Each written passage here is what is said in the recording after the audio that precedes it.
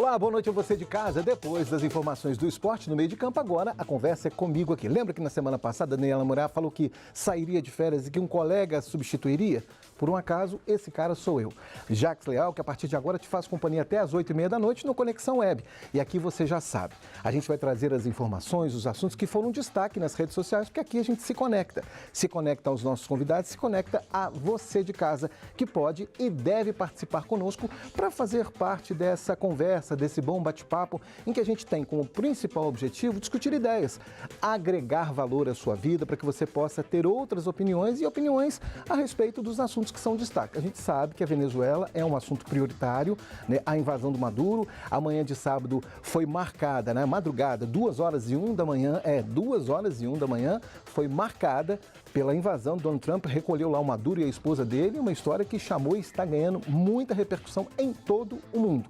Mas essa discussão, ela não fica só por minha parte ou por parte dos convidados, que eu já vou apresentar para você. E você de casa pode e deve participar. Tem aí um QR Code na sua tela, então você pode participar.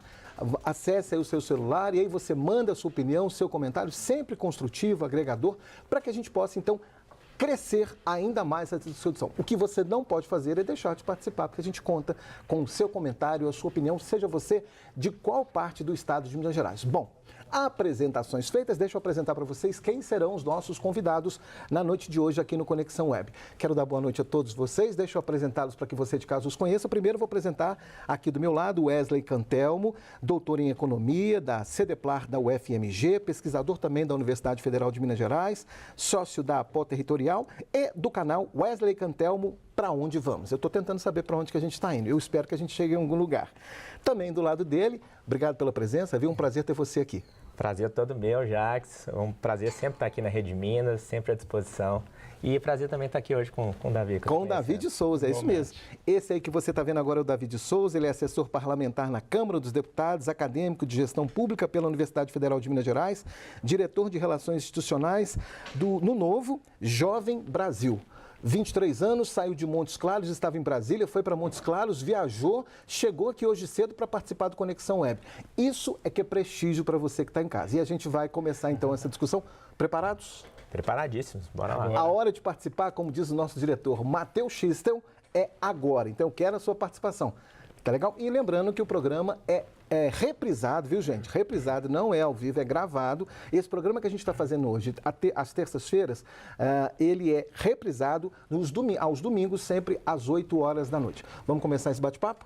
Podemos? Bora. Não tem outro assunto senão falar para você de casa que uma operação militar dos Estados Unidos aconteceu durante a madrugada do dia 3 em Caracas e resultou na captura do presidente Maduro e da esposa dele, a Cília Flores. Moradores da capital relataram então que ouviram barulhos, explosões, barulho de aeronaves, correria nas ruas, falta de energia elétrica em parte da cidade. A gente está aí com as imagens que resultaram nessa prisão aí, ó. Essa aí é a imagem que rodou o mundo, né? O Maduro preso, algemado, com uma garrafinha de água nas mãos, e aí sendo levado pelas forças de segurança, Delta, né? Uma força especial da polícia norte-americana. Segundo o oficial venezuelano, ouvido pelo New York Times, ao menos 80 pessoas teriam morrido durante essa ofensiva, embora não haja aí números oficiais divulgados pelo governo. A ação foi conduzida pela Força Delta, como eu falei, unidade de elite do Exército dos Estados Unidos, especializada na captura de alvos de alto valor.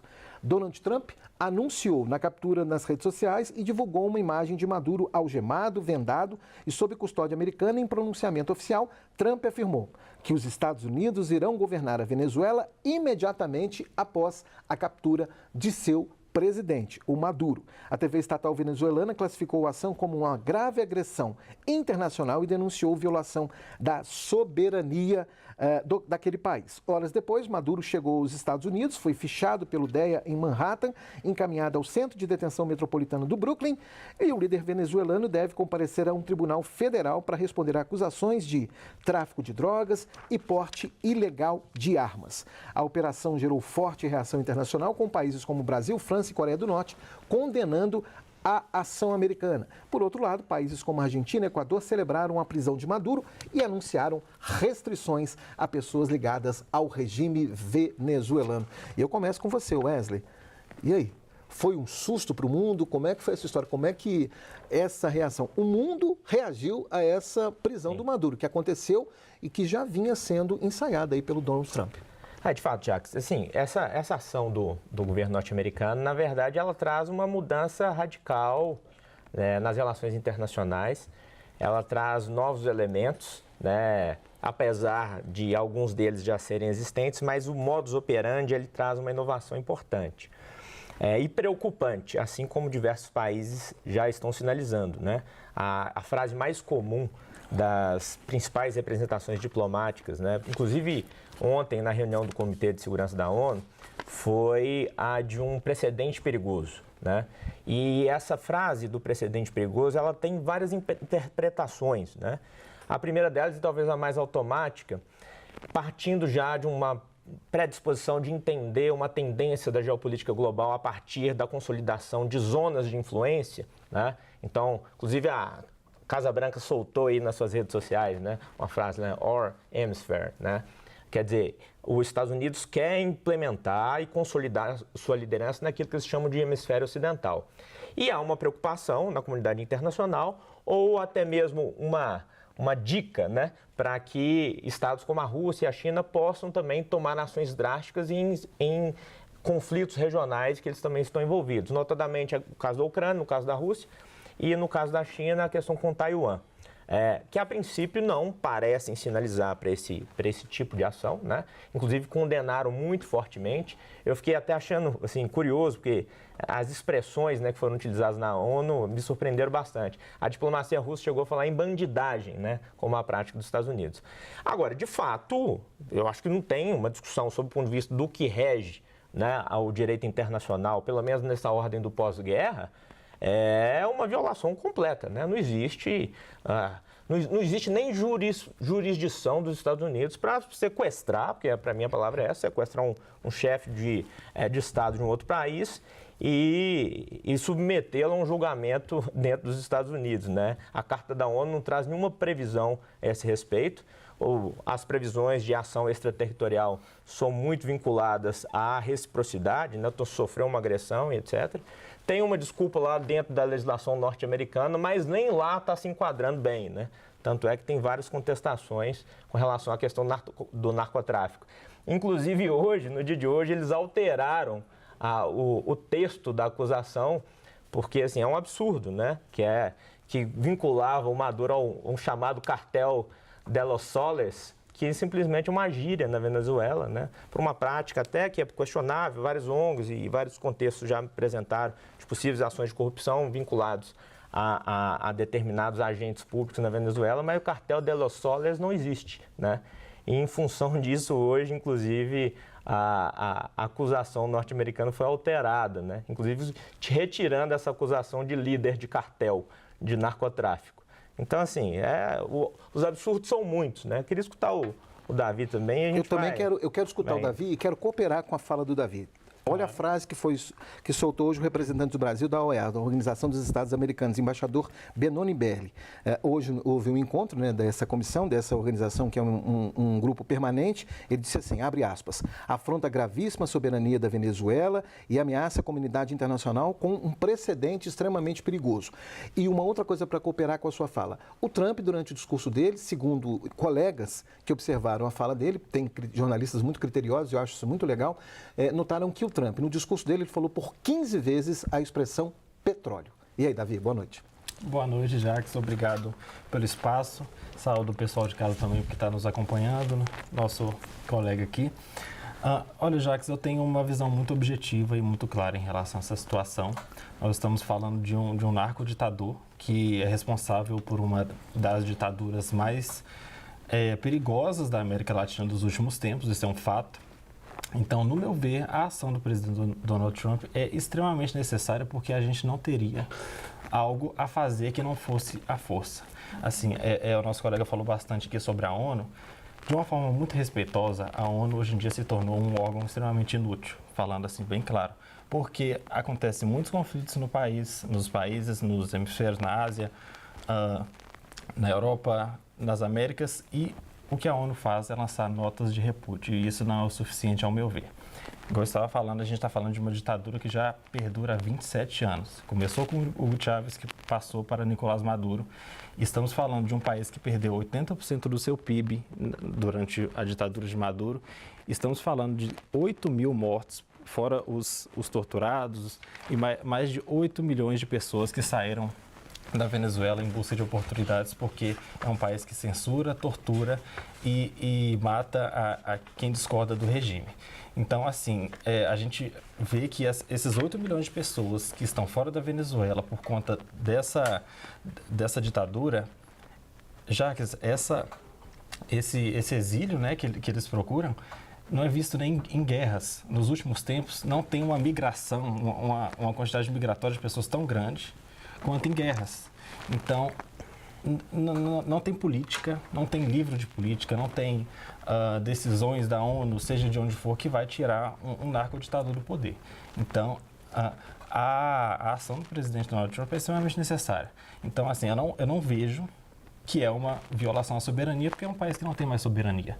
A gente vê que a soberania ela emana do povo, e o povo está sendo refém de um governo ditatorial há 27 anos. Então, que soberania é essa que o povo não tem os poderes na mão? Chega a eleição, frauda a eleição, não apresenta as atas. Então, assim, de uma forma bem objetiva, é dessa forma que eu acredito. Agora, deixa eu resgatar uma frase de um pensador iluminista do século XV que dizia assim: os fins justificam os meios. Justificam? A gente tem uma população, de um lado da Venezuela, que estava vivendo com um salário de 2 ou 3 dólares, que o povo venezuelano, diante dessa ditadura, dessa circunstância na Venezuela, estava vivendo de uma maneira que não dá nem para dizer, dizem que estavam matando cachorros, né? Houve uma discussão intensa nas redes sociais, de um lado, pessoas defendendo que o Maduro fosse solto, e de outro lado, pessoas dizendo que não, a população venezuelana dizendo assim, não venham para cá dizer para mim o que eu estou sofrendo durante todos esses anos.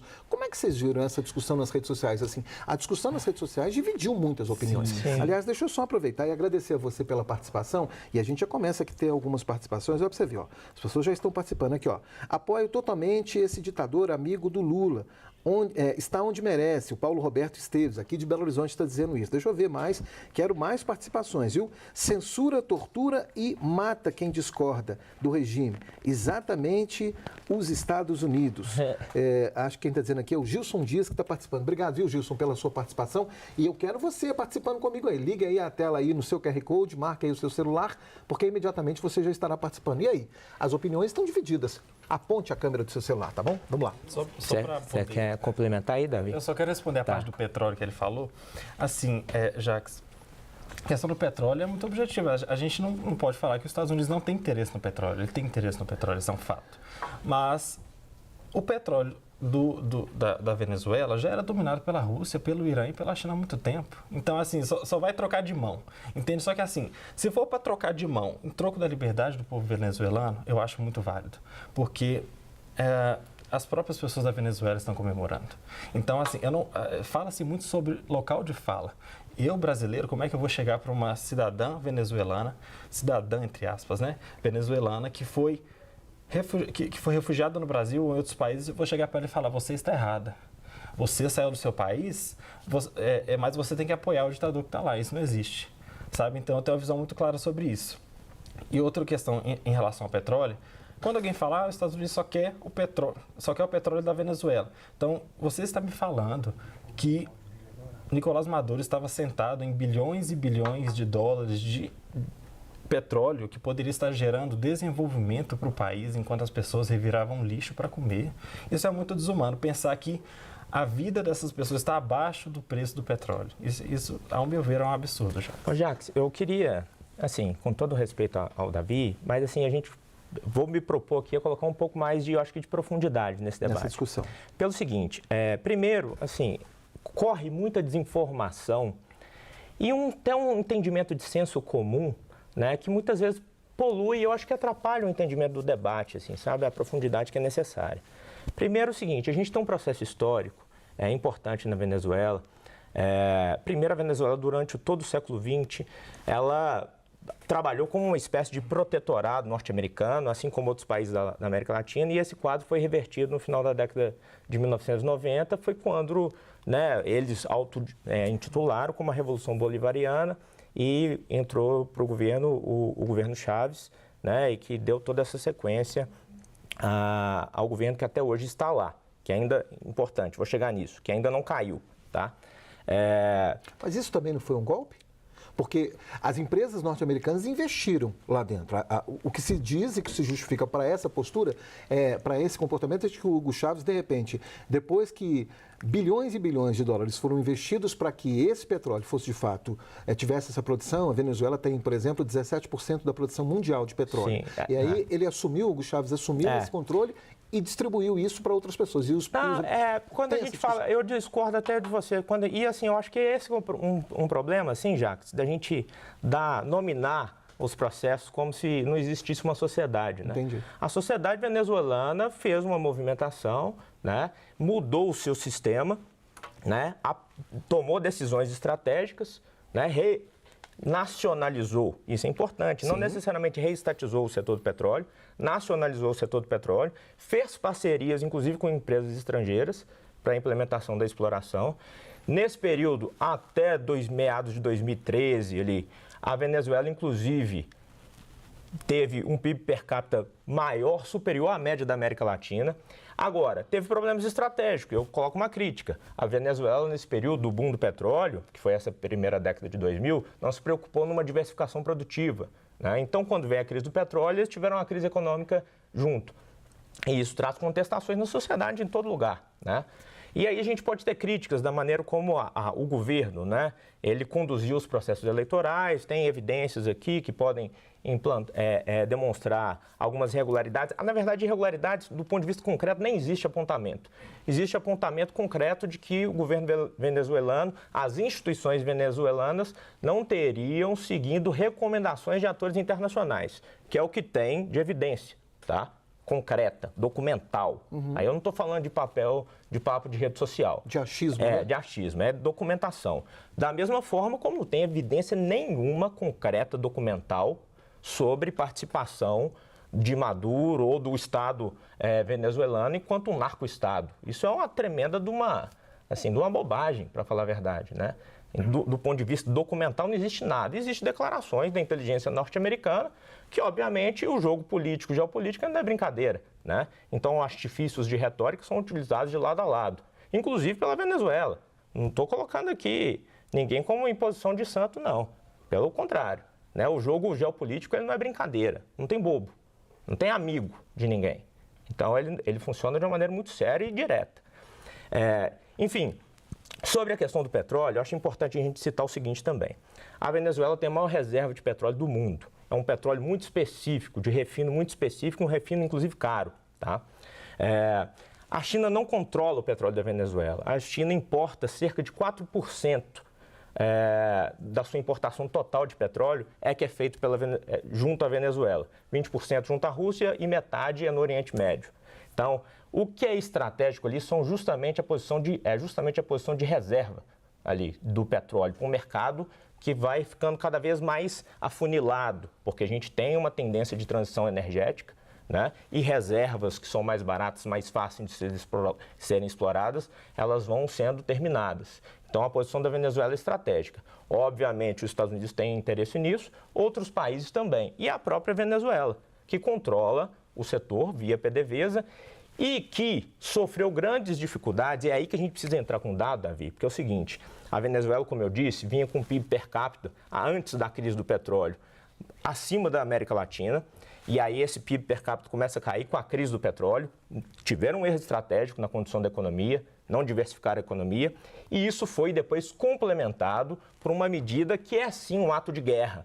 E aí diversos autores, fala que o Samir Amin, enfim, diversos autores falam do ato de guerra, que são as sanções praticadas pelos Estados Unidos contra diversos países do mundo. A sanção econômica, a gente pode fazer uma menção a ela, uma referência, como se fosse aqueles bloqueios das guerras antigas, né? Que você cerca a cidade-estado Roma cansou de fazer isso, né?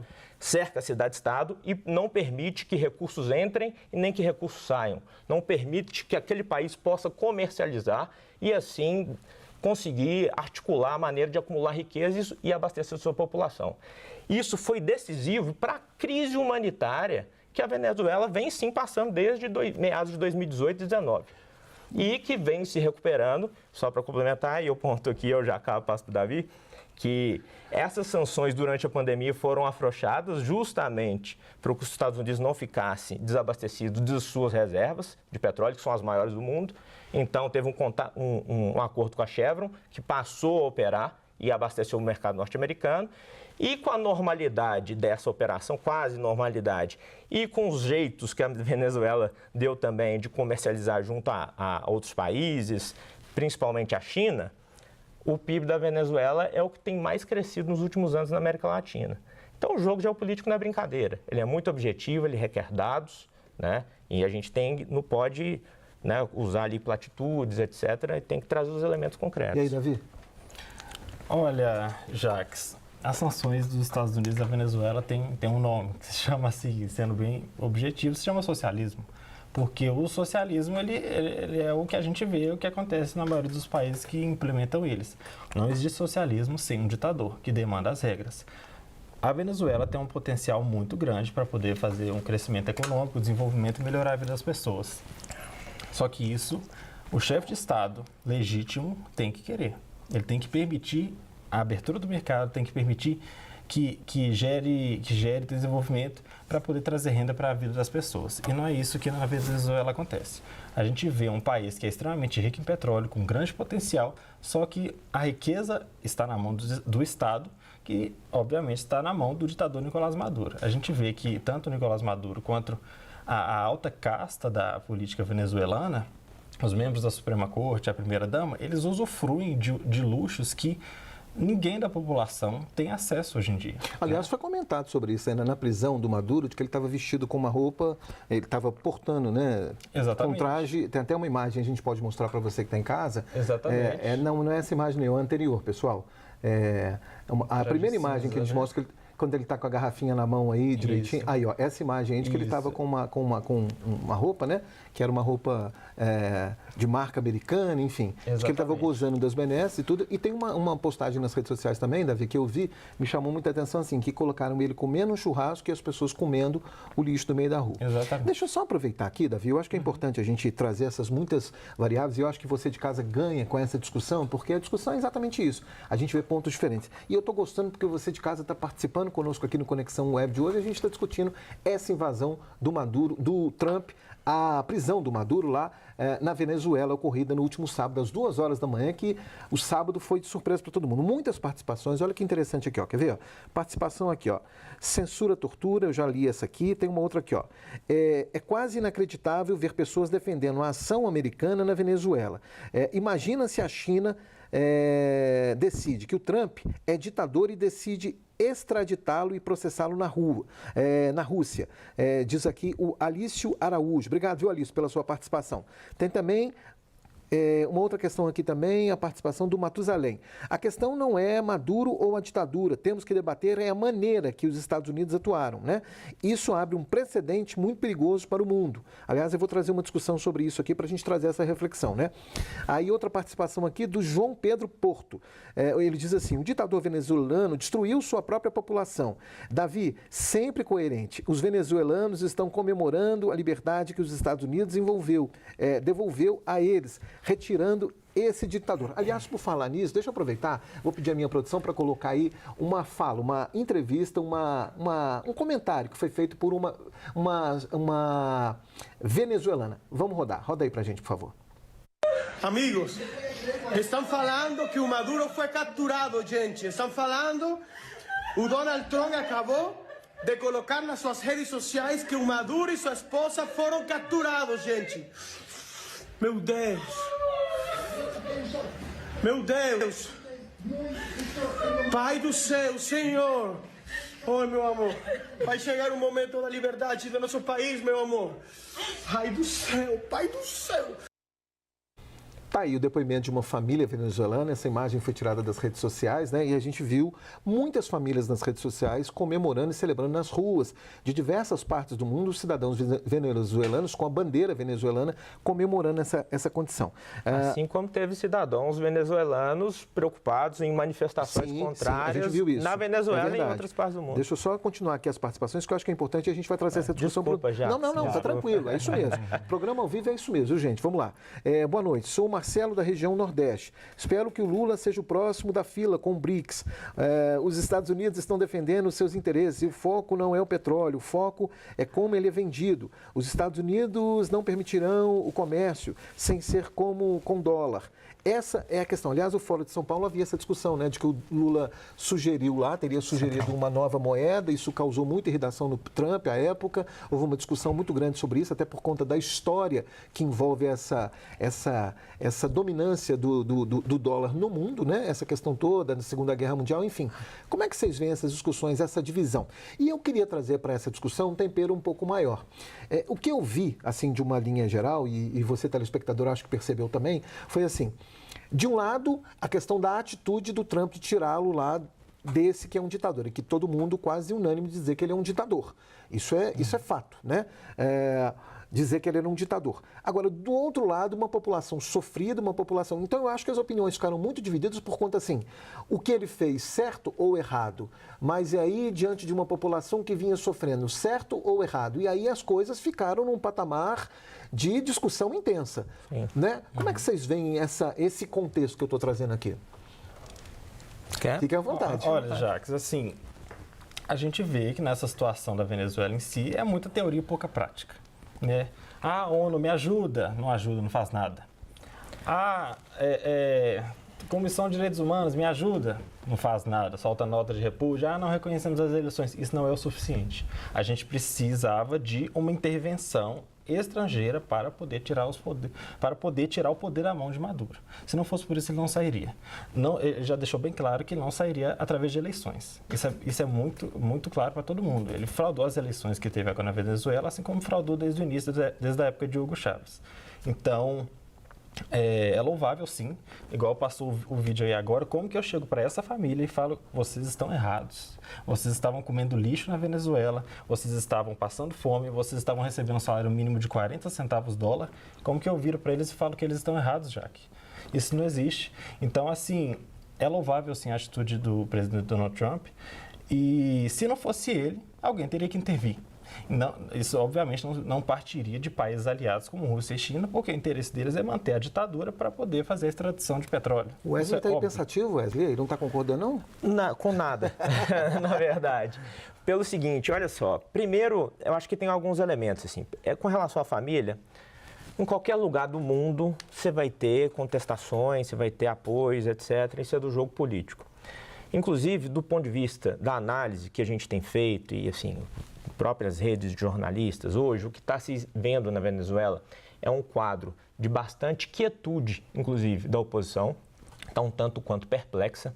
São situações de manifestações muito rarefeitas, como de uma família, assim como tem de várias outras famílias muito preocupadas e apoiando e considerando, inclusive, a necessidade de continuidade do governo, né?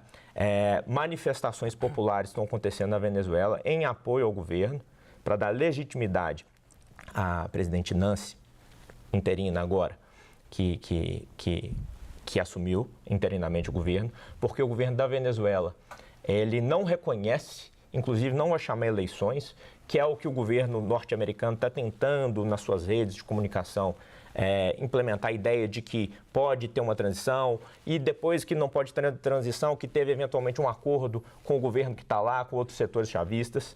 Não é isso que tem se visto nas ruas e nas manifestações institucionais e jornalísticas, inclusive, vindas direto da Venezuela. Aliás, deixa eu pontuar isso aqui. A Venezuela, depois da invasão, está vivendo um estado de emergência, né, nos próximos 90 dias, né, que amplia os poderes aí do Poder Executivo, é importante dizer isso, e que eles podem prender quem estiver em atitude suspeita a qualquer momento. Então, está vivendo um momento de insegurança. Aliás, como aconteceria em qualquer país do mundo que tem seu chefe de Estado sequestrado por uma nação estrangeira.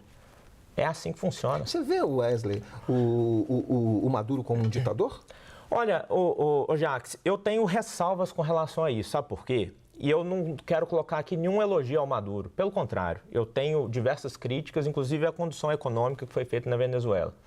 Agora, de tudo que se documentalmente, aí eu não estou falando de coisa falada na rede social, né, o socialismo, não quero, assim, não vou discutir aqui a noção de socialismo do Davi e que leva como consequência as sanções, né? A gente pode discutir isso em um outro momento, um outro dia, mas o fato é que as nações são soberanas e decidem seus regimes políticos. A sociedade se organiza e tem seus embates específicos para isso. Agora, de tudo que se tem documentalmente de questionamento com relação ao governo Maduro, existem. De tudo isso, eu não vejo nada diferente do que eu vejo em outras nações, inclusive nos Estados Unidos.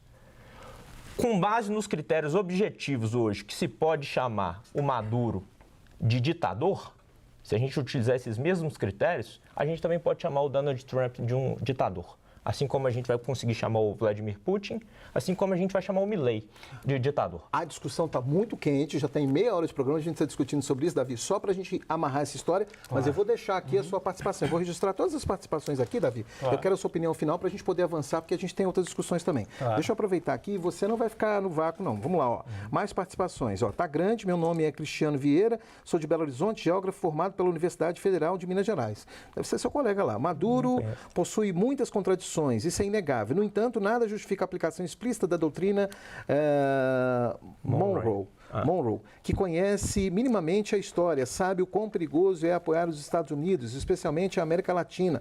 O Brasil já sofreu diversas interferências norte-americanas ao longo do tempo, na derrubada de Getúlio Vargas, no golpe contra João Goulart, e ele descreve um pouco mais. Deixa eu aproveitar para não deixar de ter as outras participações. Aqui, ó, Sóstenes de BH, meu Deus, segundo o debatedor, o Maduro é um santo perseguido. Se ele não cometeu crime nenhum, por que continua preso? Realmente a esquerda sabe aprofundar o debate. É uma crítica aí a você, viu? Está preso num outro país. É uma indignação, é uma indignação muito grande, tanto petróleo, né? E o povo passando necessidade. Esse petista está por fora, ditadorzinho. Não chame esses vermelhos. Tem que chamar. É nisso que a gente cresce na discussão. E eu não sou petista, não. Mas deixa a gente só, né? Deixa eu pegar uma outra participação aqui, as mais coisas, uma última participação. Boa noite, Conexão Web. Trump, quando você resolver sequestrar o Lula, pode contar com mais de 50% da população do Brasil como espiões, ok? É o Cletão da Massa. Está dado o recado, o Cletão da Massa, e está dizendo então que, né, aliás, o Nicolas, a esquerda está inclusive discutindo essa situação, né, de que o Nicolas teria dado uma declaração, feito uma alusão a isso, enfim. A gente vai avançar para essa discussão porque a gente tem certeza que a gente não vai chegar a um consenso. Claro que tem as opiniões contrárias, as opiniões partidárias, mas a gente tem aqui, né, essas discussões porque elas são importantes para que a gente possa formar a nossa opinião e o nosso juízo de valor a respeito de determinados temas. O fato, eu pessoalmente, eu acho que é importante dizer aqui, eu me solidarizo com a população da Venezuela, com o sem ditador, porque infelizmente a população da Venezuela, essas pessoas não saíram de lá à toa, não deixaram o seu país de origem, ninguém deixa a sua própria casa para vir para um outro país, para uma outra cultura à toa. Essas pessoas estão sofrendo e alguma coisa precisa ser feita, porque eu sempre pensei em fazer jornalismo por conta de pessoas. Eu acho que isso é muito importante a gente pensar nisso. Né? Essas pessoas não merecem viver o que estão vivendo, com ou sem Maduro. E ponto final. Vamos avançar na discussão, então? Bora. Por favor. O programa tá bom, tá? Tá gostando do programa? Delícia. Tô achando legal. Vamos lá, então. Vamos falar aqui de um vídeo que chamou muita atenção também, a Mega Sena. Né? A Mega Sena da virada, um prêmio de 1 bilhão, né? Muita gente, a Caixa Econômica Federal teve muitas pessoas que fizeram lá a sua chamada fezinha, né? Os 6 números para ganhar e tudo e tal. E aí um vídeo, de repente, surge porque o sorteio não foi feito como de costume. Tá aí o vídeo no ponto. Vamos soltar esse vídeo para a gente ver um vídeo que chamou a atenção. Veja aí. As nossas auditoras vão retornar aqui para finalizarmos os procedimentos dos demais sorteios que foram realizados nesta noite. Esse é o ponto. os sorteios realizados nessa noite. O sorteio foi realizado pela manhã. E aí as pessoas, atentas aos detalhes da fala, falaram assim, tá tendo fraude.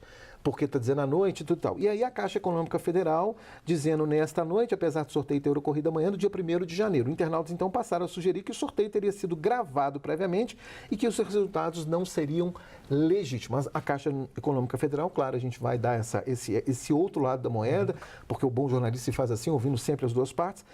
Afirmou que não houve fraude, explicou que o sorteio foi adiado por problemas técnicos de transmissão. Especialistas em notaria explicam que a fala faz parte do roteiro original, que o roteiro original do dia 31 de dezembro, que era à noite, não foi alterado e que a pessoa, na hora de se pronunciar, teria feito isso. Como é que vocês viram? E aí entrou o Lulinha na questão, entrou a questão do copião do contador de Lulinha, que teria ganho, o contador do Lulinha, não Lulinha, né? Um sorteio manipulado, sim ou não? Como é que vocês viram essa discussão nas redes sociais? Bem objetivamente, para a gente poder avançar. Assim, Jacques, eu te confesso assim, que eu acompanhei, obviamente, assim, eu dei até algumas risadas assim, a respeito desse caso, mas eu sempre fico com o olhar o seguinte, eu fui servidor público durante muitos anos, né?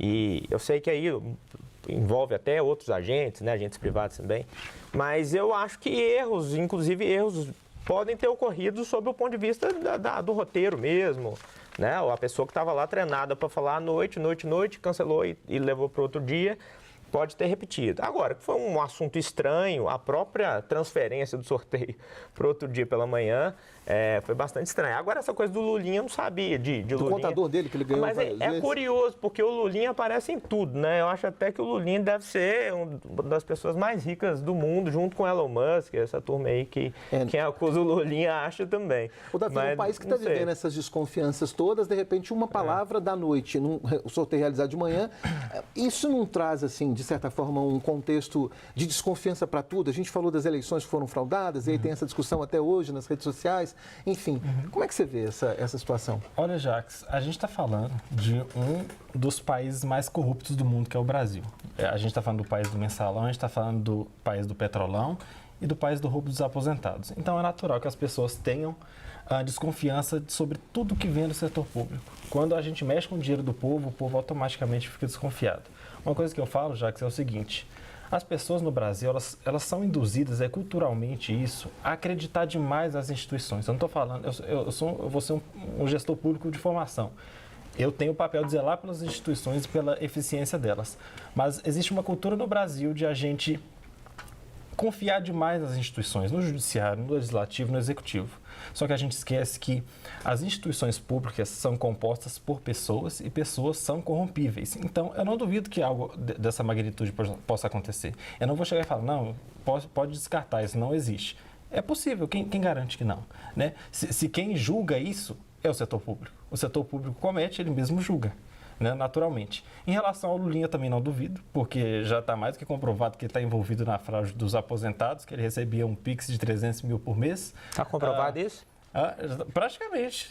Delatado pelo careca do INSS. Documentação, tudo assim na mesa? Tudo. Eu não vi nada disso. Exatamente. É engraçado. Que você vai ver. Não então, tem, assim, cara. Não tem nada é aquele disso. famoso, tudo que está em volta do Lula, todo mundo que está em volta do Lula está envolvido em corrupção, menos o santo Lula. Né? Então, eu não duvido que a Caixa possa ter feito algo dessa forma, assim como não duvido que o Lulinha possa ter feito. E outra questão que é importante, a Caixa detém o monopólio das lotéricas no Brasil. Então, só a Caixa pode fazer esse tipo de aposta, pode fazer esse tipo de jogo. Então, se eu cometer algum erro, a própria Caixa vai julgar, os próprios instrumentos estatais vão julgar. Se a gente tivesse concorrência para poder concorrer com a Caixa de setores privados de lotéricas, a história seria outra, porque confiança e credibilidade vale dinheiro. Então, se a gente tivesse auditoria privada para poder olhar essa questão das lotéricas, a gente teria outro cenário. Mas a gente não está tendo um denuncismo muito grande nos dias de hoje? Tudo vira polêmica, tudo vira problema. De repente, o texto tem um contexto, não vira um pretexto para eu criticar alguém de alguma coisa que eu não faço. Essa questão de não ouvir as duas partes, de fato de não apurar as questões, eu acho que, enfim, o próprio Lulinha, na época, e a gente não está falando do Lulinha aqui, é bom que se deixe claro isso, a gente falou do contador dele, né? Ele disse que quem associasse o nome dele à recepção desses 300 mil reais, seria processado. E alguém diz assim, mas quem está dizendo isso é a Polícia Federal, que no inquérito está dizendo isso. E aí fica essa questão, e aí a gente fica assim, o dito pelo não dito, mas a gente não está vivendo um momento de denúncia, não está na hora da gente, de repente, querer acreditar que as pessoas são de boa fé, que um servidor público, como é que você vê, assim, bem objetivamente? Jacques, esse é o ponto que eu acho que ele é o central. Primeiro, assim, a gente está vivendo uma época, de fato, né, que a gente tem classificado como uma sociedade do espetáculo, em que os assuntos valem muito mais o que as pessoas têm em termos de opinião a respeito do que o que os fatos realmente foram. Acho que nesse tipo de caso, que há uma suspeita, e pode haver, suspeitas podem ocorrer em qualquer circunstância, o fundamental, e aí eu divirjo do Davi, é de fato que a gente tem instituições, porque senão a gente vive num estado de anomia total, né? Um estado de confusão em que vale... Descrença total. E descrença, e onde vai valer... Mas que precisa ser apurado, precisa. E no estado de descrença, assim como a gente estava falando no primeiro assunto, começa a valer a lei do mais forte. E é isso por isso que a gente precisa de instituições. Então, que se façam as investigações devidas, são as instituições que fazem. As instituições são feitas, sim, de pessoas sujeitas a erros e, por isso, existem protocolos, né, cada vez mais avançados, inclusive nas instituições privadas, que também são feitas de pessoas e que também são recheadas de casos de corrupção. Inclusive, muitas vezes, envolvendo mecanismos de auditorias privadas também. Há casos no mundo, no Brasil, em uma literatura vasta a esse respeito, que a gente precisa considerar. Isso não é garantia de nada, né? Não há um entendimento prévio daquilo que é feito no ambiente público ser inferior ao ambiente privado. Antes, pelo contrário. A experiência no mundo, inclusive em diversos países, inclusive nos Estados Unidos, tem mostrado a presença da agência pública como fundamental para garantir a lisura de processos que nunca, idealmente, vão chegar num patamar de serem incorruptíveis, né? Mas que a cada momento a gente reúne elementos, acumula aprendizados e conduz a processos mais controlados e mais verdadeiros, né?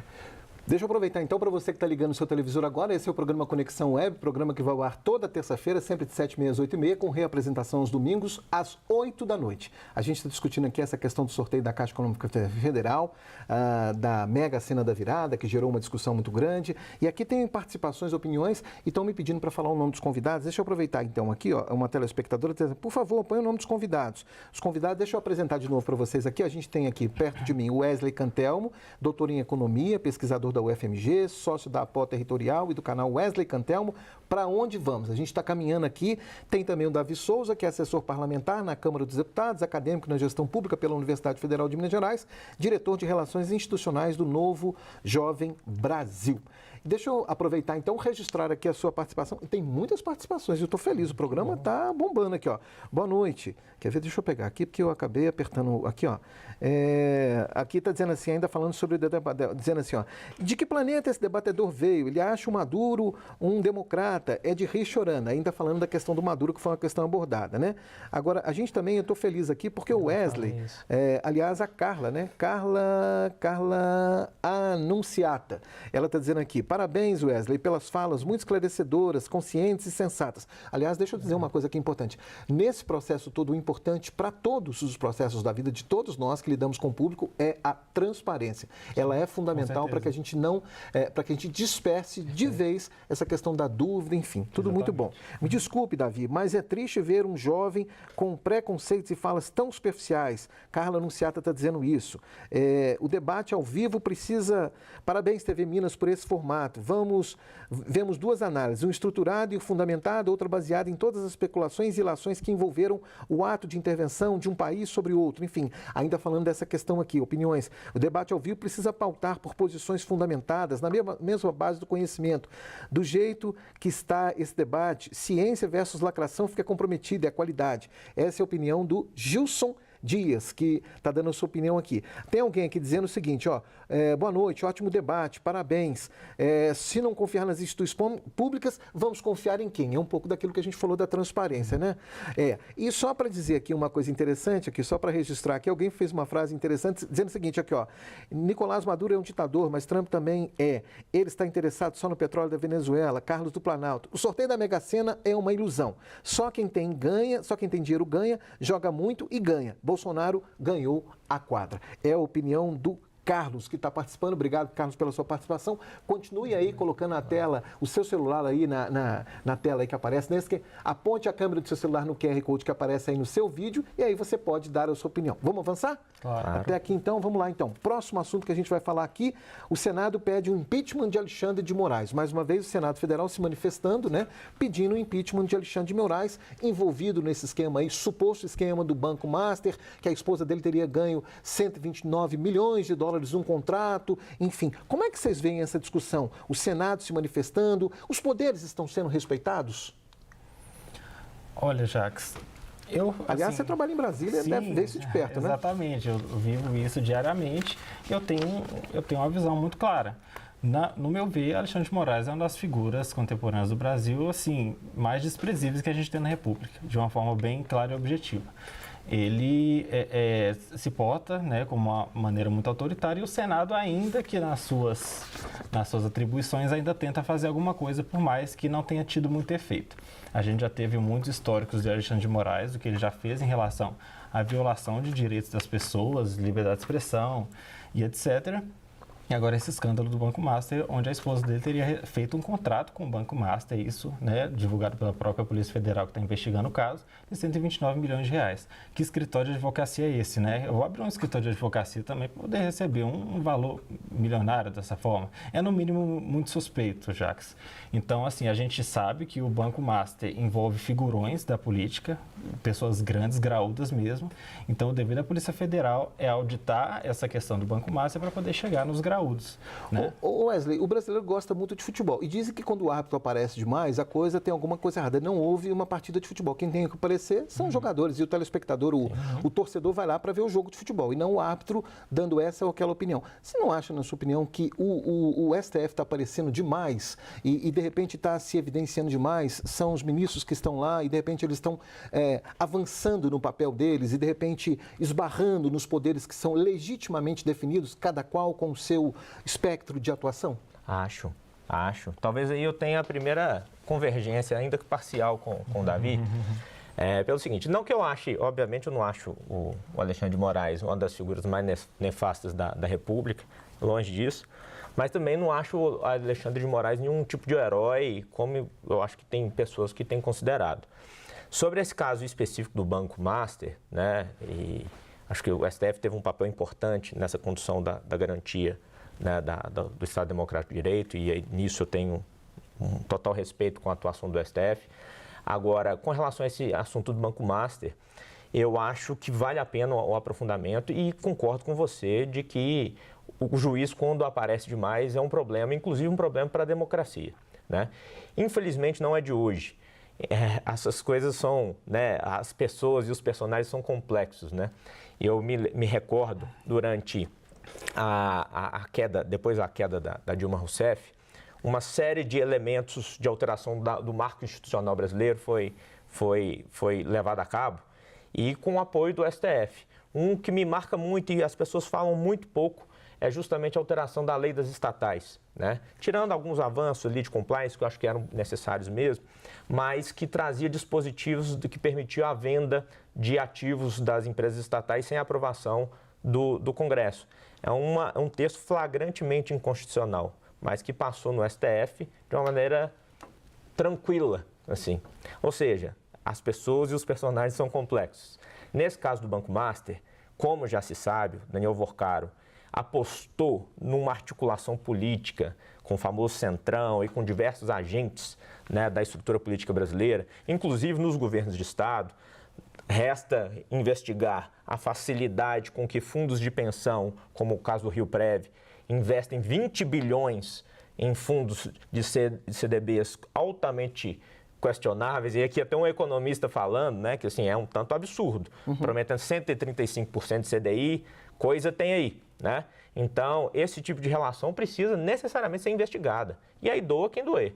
Se for o caso do ministro do STF, que tem uma família com contrato defendendo, se for o caso, não julgando ninguém de antemão, mas que se investigue, coloque os elementos concretos em cima da mesa e aí a gente caminha na nossa democracia fazendo as devidas Nada como pôr luz condições. sobre as coisas, né? Porque Exatamente. a luz, ela dissipa literalmente as trevas. Deixa eu aproveitar aqui, faltam só 10 minutos do programa. O programa foi correndo demais. Caramba. Obrigado aí pelas muitas participações, você ajuda em muito a fazer o programa, viu? O programa está muito gostoso de fazer, estou muito feliz de estar aqui, viu, Dani? E tentando honrar você que apresenta esse programa de uma forma tão brilhante e agradecer também a minha equipe que está nos bastidores, porque a gente não faz nada sozinho e eu queria agradecer as pessoas que estão atrás das câmeras, que estão conosco aqui na produção, que estão acompanhando esse trabalho para que você tenha um conteúdo de qualidade aqui na Rede Minas de televisão. Olha só as participações aqui, ó. Mais uma participação da Tia Gi. Ela diz assim: boa noite para vocês.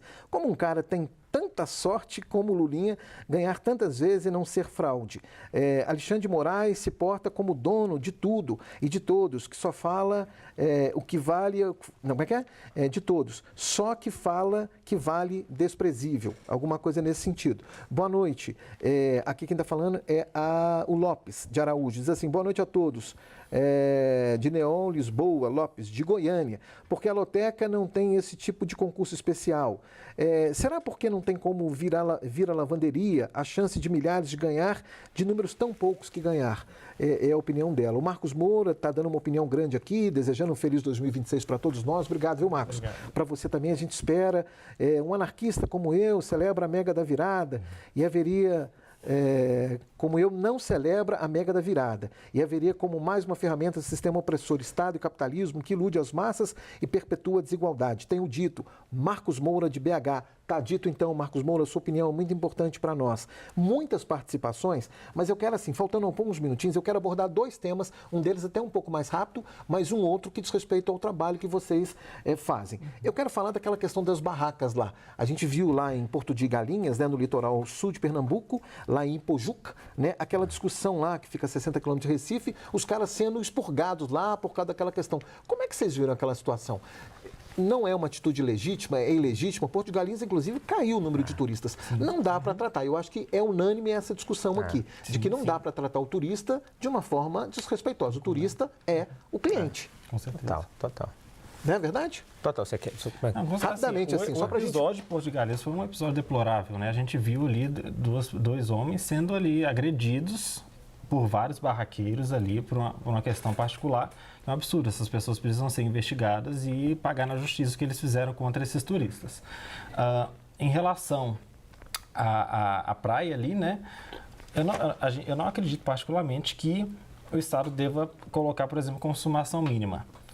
Impor aos barraqueiros consumação mínima. Se você é turista, se você achou que está um preço abusivo, você não consome. É assim que funciona o capitalismo e o Estado não tem que intervir em relação a isso. O caso dos turistas foi muito particular, porque eles contrataram um serviço por um preço e quando foram cobrados por os preços que recusaram a pagar. Eles estão corretos. O Código de Defesa do Consumidor prevê isso. Agora, a gente entrar nessa questão de olhar o que as barracas estão fazendo, está pedindo consumação mínima, isso é uma questão da concorrência entre as próprias barracas. Quem não concordar, não consome. Né? Mas, igual eu falei, o caso dos turistas foi um caso muito particular, que deve sim ser investigado, e os barraqueiros que estão envolvidos nessa situação serem punidos na justiça. Não dá para ter barraco na praia em lugar nenhum. Né? Minas Gerais é uma referência em turismo. Não dá, tem que receber bem o turista. Exatamente. A gente tem a fama de receber as pessoas bem, né? Que continue assim, né? Com certeza. Olha aqui, um comentário aqui interessante, Davi. O Wesley aqui, ó, do Carlos, mais uma vez. O Carlos está participando muito. Obrigado, viu, Carlos, pela sua participação, dizendo assim, ó, a situação das barracas foi um absurdo. Ali também tem homofobia, a direita instigou esse ódio. Eu acho que não é nem o caso da gente entrar na questão da instigação, mas assim, pessoas têm que ser tratadas com respeito, porque pessoas são pessoas em qualquer lugar. E aqui a gente não está discutindo a opção delas, o gênero delas, enfim, nada disso. Pessoas são pessoas. Então, Jacques, eu acho o seguinte. Esse é um ótimo caso para a gente entender a necessidade da presença de uma força de planejamento, uma força... Políticas públicas. De políticas públicas e de presença de Estado na regulação do processo. Porque, olha só, O que a gente tem num quadro desse? A gente vê nas praias do Brasil inteiro, e aconteceu esse caso específico em Porto de Galinhas, que chocou todo mundo, né? Mas o que a gente percebe é que é o seguinte, tem um interesse local dos donos das barracas, da economia local, todo mundo quer ganhar, mas quando a gente tem uma situação sem regulação, o que se estabelece ali na praia, né? Acaba se estabelecendo um quadro, um microquadro de um oligopólio, né? Então você tem uma combinação entre os donos das barracas que estabelecem ali a consumação mínima. E então o cliente pode se sentir abusado também, e principalmente na época de alta procura. Então, ele precisa de uma mediação de regulação. Sem dúvida nenhuma. Então, vamos discutir se é uma consumação mínima, vamos trabalhar junto aos empresários qual consumação é essa, que seja justa também para quem está visitando a praia, né? Para até que eles não percam, porque falta estratégia, né, da economia local, porque Porto de Galinhas ano que vem pode ter uma crise, né, no turismo, assim como já está tendo no final do verão. Então, nesse caso, a regulação é necessária. Faltam 4 minutos, deixa eu aqui registrar a participação da Fernanda, viu, Fernanda? Muito legal a sua participação. A Fernanda me chama a atenção e puxa minha orelha. Diz assim, Wesley deveria ir morar na Venezuela para comer lixo e cachorro, né? Aí é a opinião dela, viu? Para ver se a opinião de esquerdista dele continuaria a mesma. Alexandre de Moraes também é um ditador desprezível que defende seus interesses. O Davi quase não teve poder de fala. Isso aí é uma culpa. Eu vou fazer meia-culpa, é responsabilidade minha, viu, Davi? Mas você vai voltar em outros programas, tenho certeza que a Dani vai te convidar. Desculpa, e você vai ter. O Wesley falou demais, né? Vou brincar aqui. Mas deixa eu aproveitar, porque tem um assunto em comum aqui para a gente encerrar o programa. Mas bem objetivo para a gente não estourar, porque a gente não pode estourar. Diz o seguinte, põe aí as imagens para a gente aí, as fotos. A Universidade Federal vai cortar quase 500 milhões do orçamento das universidades. Tá aí, ó, o FMG, então, 500 milhões. O Congresso aprovou um corte de 488 milhões no orçamento das universidades federais para 2026, reduzindo os recursos discricionários em mais de 7%. Os recursos discricionários são usados para despesas básicas, como manutenção dos campi, bolsas, assistência estudantil e financiamento de pesquisas.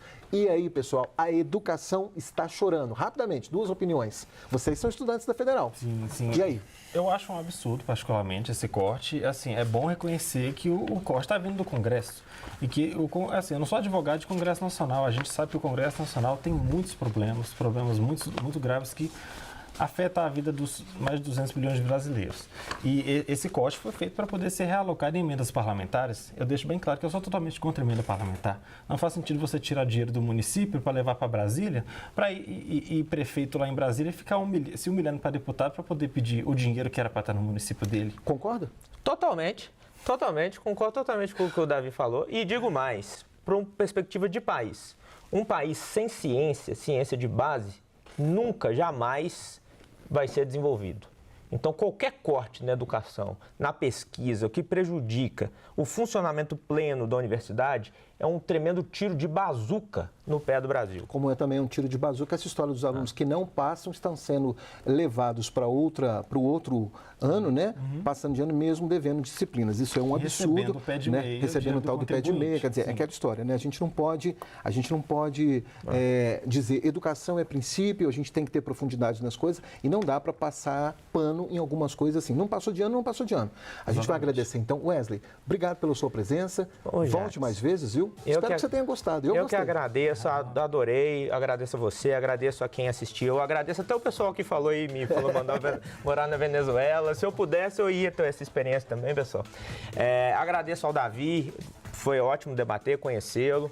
Estou à disposição, um prazerão estar aqui sempre. Obrigado. Davi, obrigado pela presença. Wesley, muito obrigado pelo espaço, agradeço a oportunidade de debater com o Wesley, agradeço o pessoal de casa, especialmente minha família lá em Montes Claros, que está lá me assistindo nesse momento.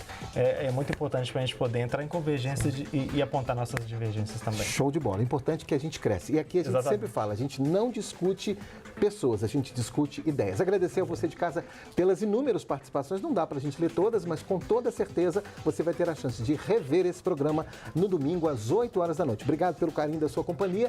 E com toda certeza, na próxima terça-feira, 7h30 da noite, compromisso marcado com mais um Conexão Web. E aí a gente vai estar aqui, com toda certeza, contribuindo para uma sociedade melhor, uma sociedade que discute pontos de vista contrários, antagônicos. Obrigado pela sua companhia de sempre. Um abraço e uma ótima noite para todos vocês. Até o próximo programa. Tchau.